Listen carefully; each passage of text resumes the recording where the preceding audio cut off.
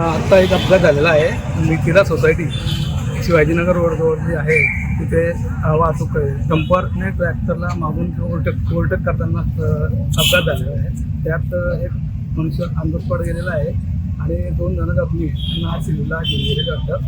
हा शिवाजीनगर रोडला जो रोड झालेला आहे त्या रोडने इतके जोराने वाहन ये-जा करत असतात त्यावेळेस बरेचसे अपघात घडत असतात. आता 2 दिवसापूर्वी आमच्या सोसायटीतील 2 महिला जात असताना डंपरवाल्याने ब्रेक दाबला म्हणून त्या वाचलेल्या आहेत.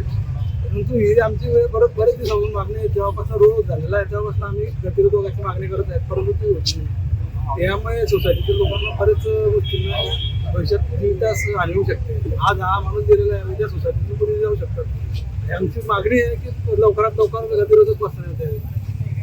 लहान मुलं, हे 2 मुली, 1 मुलगा आहे. मी रोज त्यांना शाळेत आणते, नेते, सोडते आणि आम्ही इथूनच मीच गाडी चालवते. मी नेते त्यांना, तर तिथून कधी ट्रक येईल, कधी गाडी येईल, कधी डंपर येईल. कोणीही स्पीड कंट्रोल करत नाही.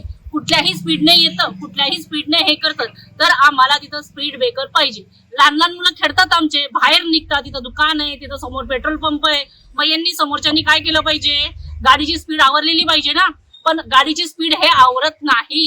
ज्या बिना नंबरच्या गाड्या ज्या वेगाने धावतात ते तर मागे पुढे बघत नाही. आम्हाला पण फॅमिली आहे ना, आम्हाला पण मुलं आहे. आम्ही काय करायचं? 200 लोकांचं अपार्टमेंट आहे आमचं. मग त्यातल्या आम्हाला काही झालं तर आज ही घटना घडली आहे, उद्या आमच्या इथं होईल.